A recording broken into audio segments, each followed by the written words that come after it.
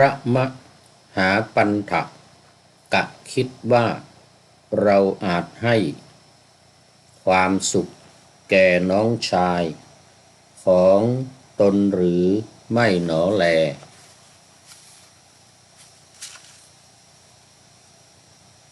ภายหลังได้ไปสู่สำนักผู้เป็นตาแก่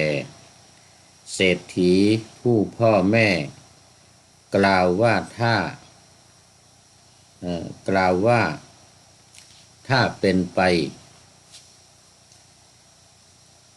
ได้ขอท่านเศรษฐีมีการอนุญาตให้จุลปันถกได้ออกบวชปฏิบัติธรรมขอถวายความนอบน้อมแด่พระรัตนตรัยมีพระพุทธเจ้าเป็นต้นขอถวายความเคารพพระมหาเถระพระเถรานุเถระเจ้าคณะพระสังฆาธิการทั่วโลกอันมีพระเดชพระคุณพระธรรมเสนาบดีรองเจ้าคณะภาค7วัดพระธาตุดอยสุเทพเป็นต้นและขออำนวยพรแด่ท่านผู้ฟังท่านผู้ชมสาธุชนพุทธบริษัททั้งหลายวันนี้รายการธรรมทัศน์ของวัดพระธาตุดอยสุเทพออกอากาศทางสถานีวิทยุวปท2จังหวัดเชียงใหม่โดยมีร้อยเอกจำนงปัญญาวัฒโนเป็นหัวหน้าสถานีและอาตมาภาพพระครูปริยัติยานุศาสตร์เป็นผู้บรรยายเป็นประจำทุกวันเวลา7:30 นาทีไปจนถึง8 นาฬิกาโดยประมาณวันนี้ก็เหมือนเดิมญาติโยมทั้งหลายบันทึกเสียงล่วงหน้ามาจากวัดพระธาตุดอยสุเทพเยอรมันเขตฮิวเชนบาร์กเมืองซีเกนประเทศเยอรมนีเหมือนเดิมเพราะว่าขณะนี้ก็กำลังพักอยู่ที่วัดพระธาตุดอยสุเทพอยู่กัน2 คนกับท่านพระครูวิมลรัตนวัฒน์วัดพวกช้างเจ้าคณะตำบลหายยาเขต2ที่คือเมืองแจงขะตั้มหลวงพ่อส่งมาให้ดูแลวัดตอนนี้กำลังว่างเจ้าอาวาสท่านพระครูวิเทศขันตยาพรอดีตเจ้าอาวาสวัดพระธาตุดอยสุเทพเยอรมันได้กลับไปเมืองไทยแล้วไม่มาแล้วเพราะว่ามีปัญหาเรื่องพ่อไม่สบายป่วยติดเตียงไม่มีคนดูแลก็มีความจำเป็นต้องไปดูแลพ่อนะตอนนี้ก็พอต้อนรับท่านอาจารย์สุทธิสงึมลำจากจังหวัดบุรีรัมย์สาธุเป็นท่านแรกเข้ามาในรายการยกหัวใจยกมือขึ้นมานะสาธุครับผมไม่รู้ผ่านไปแล้วกี่คนนะน่าจะเป็นท่านแรกนะไม่ได้มองดูจริงก็อยู่ข้างๆโมทนาตอนนี้ FC ทั้งหลายก็คงจะตื่นกันขึ้นมาบ้างแล้วเพราะว่าที่เมืองไทย5:37 นาทีแต่รายการนี้จะไปออก7:30เนี่ย7:30 นาทีวันนี้ละหลังจากที่จบนี้แล้วก็ คงจะพอดีอะนะ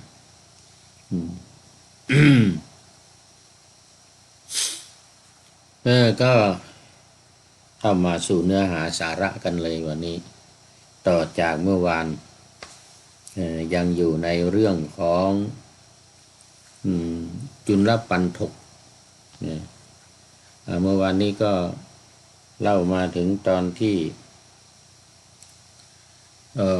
ธิดาเศรษฐี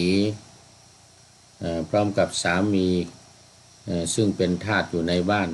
ออกไปอยู่คนละบ้านไปอยู่ในป่าบ้านอยู่ในป่าไกลห่างไกลแล้วก็กลับมาพาลูก2 คนมาแล้วก็มาพักอยู่ที่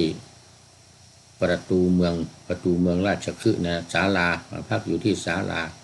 แล้วก็ส่งข่าวไปให้พ่อแม่ได้ทราบว่าตอนนี้กลับมาแล้วแต่ว่าไม่กล้าเข้าบ้านหรอกนะสามีไม่กล้าเข้าบ้านก็กลัวจะถูกทำโทษ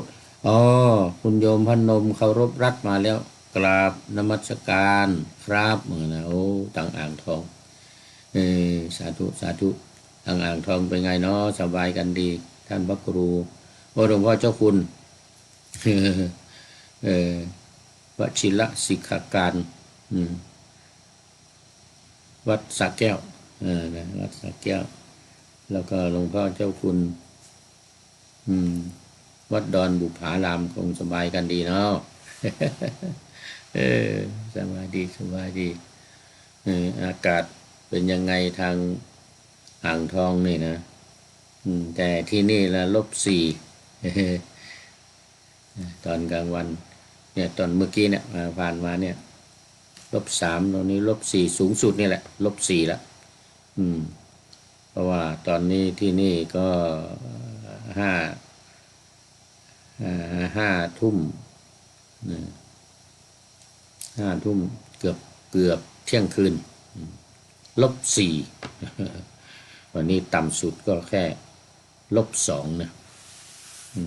เนี่ยอยู่ในเนี่ยไปจนถึงพรุ่งนี้เช้า-2 -3 -4อย่างนี้อากาศหนาวมากออกไปข้างนอกเมื่อวานนี้ไม่มีแสงอาทิตย์เลยไม่มีแสงอาทิตย์เลยตอนนี้ก็เล่าถึงนางส่งข่าวไปให้พ่อแม่ทั้ง2เศรษฐีก็ส่งคนใช้มาเอาเงินเอาทองเอาทรัพย์สิ่งของมาให้ว่าอย่ามาให้เห็นหน้าเหมือนกันนะแต่ยังรักอยู่ ยังรักลูกสาวอยู่อย่าทั้ง2 คนอย่ามาให้เห็นหน้าเอาเงินเอาทองนี้ไปใช้จ่ายอยู่กินกันแต่ให้ส่งลูกมาลูก2 คนเลยนะคนชายก็พาลูก2 คนของธิดาเศรษฐีนี่กลับไปที่บ้านของเศรษฐีส่วน2 คนก็กลับไปอยู่ที่เดิมกลับไปอยู่ในบ้านในป่าในหมู่บ้านที่ตั้งอยู่ในป่าที่หนีกันไปอยู่นะกลับไปอยู่ที่เดิมนะคราวนี้ก็มาถึงเด็ก2 คนลูกหลานหลานชาย2 คนมหาปันถกกับจุลปันถกมหาปันถกก็ไปฟังธรรมกับตาบ่อยๆไปฟังธรรมกับตาบ่อยๆที่วัดก็เลยบอกบวชขอบวชอายุมากแล้วก็ได้อุปสมบทปฏิบัติธรรมเป็นพระอรหันต์เสร็จแล้วก็มาคำนึกถึงน้องชายเป็นลูกกำพร้าพ่อแม่อยู่กับตาว่าเรานี่จะได้ช่วยเหลือน้องชายหรือเปล่าเนาะนะนึกถึงน้องชายสงสาร ก็เลยเออลองดูว่างั้นพอได้ว่างั้นพอจะช่วยได้อยู่ก็เป็นพระอรหันต์แล้วนี่ก็กลับไปที่บ้านของตาที่เป็นมหาเศรษฐีนะแล้วก็ไปบอกกับตาว่าถ้าตาจะสงสารเมตตาลูกหลานก็ขอให้อนุญาตให้ถ้าจะอนุญาตว่างั้นนะไปบอกว่าถ้าจะอนุญาตเนี่ยก็จะเอาบวชจะเอาน้องชายจุลปันถกเนี่ยบวชว่างั้นนะตาก็บอกว่าเอาได้อย่างนั้นได้ได้อย่างนั้นได้ถ้าอยากจะให้น้องชายไปบวชก็ได้อนุญาตแต่บวชแล้วต้องไปปฏิบัติธรรมแน่นะเพราะว่าเศรษฐีก็ไปฟังธรรมอยู่ประจำนะไปฟังธรรมอยู่ประจำแต่ก็หลังจากนั้นก็ได้อนุญาตให้จุลปันถกบวชพระเถระก็ให้จุลปันถกบวชแล้วก็ให้ตั้งอยู่ในศีลทั้งหลายปฏิบัติธรรมแม้จุลปันถกนั้นเนี่ยพอบวชแล้วได้เป็นคนโง่เขลาอันนี้เป็นกรรมเก่าเรียนอะไรเท่าไรก็ไม่จำแต่บทอย่างว่านะจำบทแต่ไม่เข้าใจบาทคาถาหนึ่งนี่นะบาทคาถาหนึ่งก็จำแล้วไม่เข้าใจพระเถระร่ำสอนเธอกล่าวคาถาบอกว่าดอกบัวโกมุนุษโกกานุษมีกลิ่นหอมบานแต่เช้าพึงมีกลิ่นไม่ไปปราดฉันใดเธอจงเห็นพระอังคีรสผู้ไพโรจน์อยู่ดุจพระอาทิตย์ส่องแสงในกลางหาวฉันนั้นก็คือพระอังคีรสก็หมายถึงพระพุทธเจ้านะหมายถึงพระพุทธเจ้าปะทุมังยัตถาโกกัตนุทังจุคันทังปาโตสียาพุทธสัมวีตะคันทังอังคีลังปัสสะวิโลจะมานังตะปะนัตตมาทิจะมิวะนุตลิเขนุตตลิเขมิวะนุตตลิเขดอกบัวมีกลิ่นหอมโกกนุษบานแต่เช้า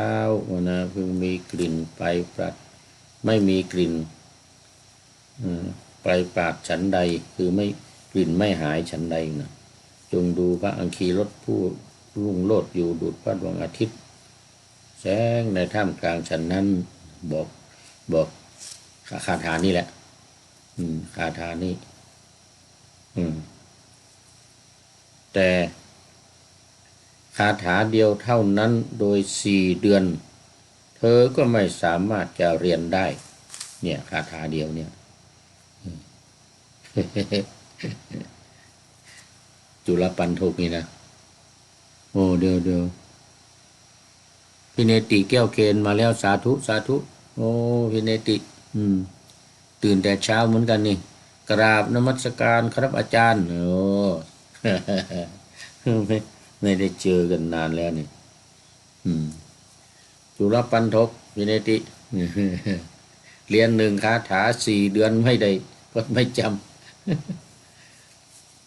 เรียนไปเรียนมาแต่มันไม่รู้ไม่เข้าใจ คือได้แต่บาทอย่างว่าเป็นประเภทดอกบัว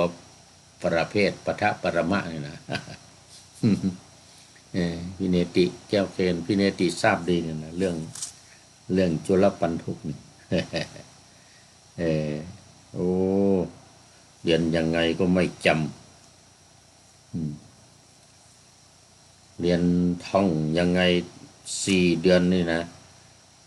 ก่อนเข้าพรรษามาจนถึงออกพรรษามาได้อีก1 เดือนออกพรรษามาแล้วก็ยังไม่ได้ ยังไม่รู้เรื่องยังไม่รู้เรื่องถามว่าเพราะอะไรแก้ว่าได้ยินว่าเธอบวชในการพระกัสสปะสัมมาสัมพุทธเจ้าเคยบวชนะนี่บุพกรรมของเขาเป็นผู้มีปัญญาโอ้นี่เคยมีปัญญาแต่ได้ทำการหัวเราะเยาะในการที่ภิกษุเขารูปใดรูปหนึ่งที่เรียนอุเทศเรียนคาถาเรียนอุเทศอย่างว่าเนี่ยเพราะกรรมนั้นจุลปันถกนี้พอบวชแล้วจึงเป็นคนโง่เหมือนกันนะคือไปหัวเราะเยาะเย้ยพิเนติกราบนมัสการครับอาจารย์เนี่ยไปหัวเราะเยาะเย้ยมีพระภิกษุเข้ามาบวชใหม่แต่ก็เป็นคนเขาเรียนไม่ค่อยจำก็เลยไปหัวเราะตัวเองเนี่ยเป็นผู้ดีมีปัญญานะแต่ว่าไปหัวเราะเยาะเย้ยอีกรูปหนึ่งที่เป็นคนโง่คนเขลาด้วยผลกรรมที่ไปหัวเราะเยาะเขานี่แหละพอเข้ามาบวชแล้วเนี่ย4 เดือนเรียนอะไรไม่รู้เรื่องกรรมมันนั่นมาตามทันเมื่อเธอพยายามเพื่อเรียนคาถานี้แล4 เดือนแล้วล่วงไปแล้วนะ4 เดือนล่วงไปที่นั้นพระมหาปันทกะได้กล่าวกับเธอว่าจุลปันโทเธอเป็นคนอาภัพในศาสนานี้ว่างั้นนะเธอเป็นคนอาภัพในศาสนานี้โดย4 เดือนแม้คาถาเดียวก็ไม่อาจเรียนได้ก็เธอจะยังกิจแห่งบรรพชิตให้ถึงที่สุดได้อย่างไรจงออกไปจากที่นี้เสียเถิดเอาไล่แล้วทีนี้มหาปันพกพี่ชายโมโหสอนมา4 เดือนก็ไม่รู้เรื่องรู้ราวอะไรไปตายซะว่างั้นนะไปเถอะไปตายซะเถอะว่างั้นนะไปไหนก็ไปแต่อย่ามาอยู่ที่นี่เลยนะกินข้าวเสียข้าวว่างั้นนะกินข้าวสุกเปลืองข้าวสารด่าน้องชายลุ่งขึ้น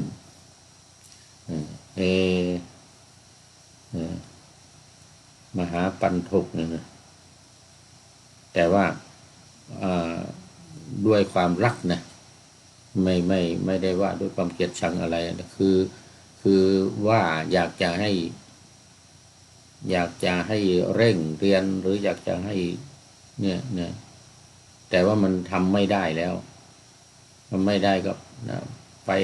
ศึกไปเถอะไปเป็นฆราวาสหรือไปทำอะไรก็ไปอะไรเงี้ยว่าพูดอย่างเงี้ยนะโดยที่ว่าไม่รู้ถึงภูมิธรรมหรือบารมีของน้องชายเนี่ยว่าจะมีบารมีหรือไม่อะไรยังไงเนี่ยนะแต่จุลปันถกที่เข้ามาบวชแล้วเนี่ย4 เดือนที่ไม่รู้อะไรเนี่ยก็ไม่อยากศึกไม่อยากจะไปเป็นคฤหัสถ์